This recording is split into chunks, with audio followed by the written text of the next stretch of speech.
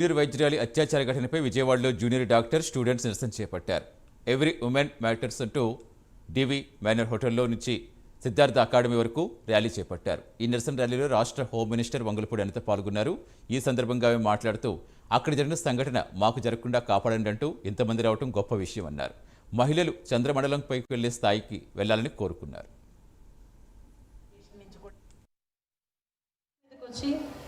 స్త్రీ భద్రత మన బాధ్యత అనే ఒకే ఒక నినాదంతో ఈరోజు మీ ఇక్కడికి వచ్చిన ప్రతి ఒక్కరికి కూడా, నా అక్క చెల్లెలకి, అన్నదమ్ములకి, ముఖ్యంగా ప్రతి ప్రొఫెషన్లో ఉన్న ఇప్పుడు డాక్టర్స్ కానీ మిగతా ప్రొఫెషన్లో ఉన్న వాళ్ళందరికీ కూడా, అదేవిధంగా ఇక్కడికి ఈ కార్యక్రమానికి మేము సైతం ముందుకొచ్చి మా తరఫున కూడా మేము న్యాయం కోసం పోరాడతామని ఇక్కడికి వచ్చిన మిగతా అందరికీ కూడా, అంటే ఇప్పుడు ఇలాంటి ప్రోగ్రామ్స్ అనేసరికి చాలా సందర్భాల్లో ఆడవాళ్ళే ముందుకు వస్తారు, కానీ మగవాళ్ళు ముందుకు వచ్చే పరిస్థితి కనిపించదు.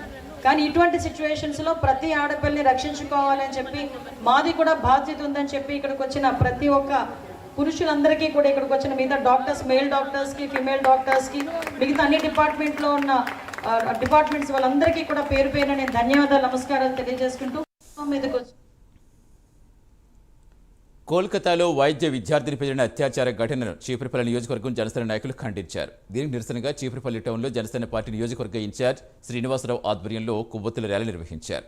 అఘాయిత్యాలకు పాల్పడిన వారిని కఠినంగా శిక్షించాలని డిమాండ్ చేశారు.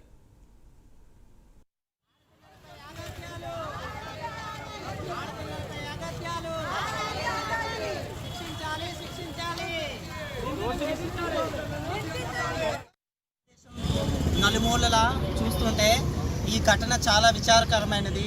ఎందుకంటే మన భారతదేశానికి, సంస్కృతికి ప్రధాన కారణం ఒక స్త్రీ.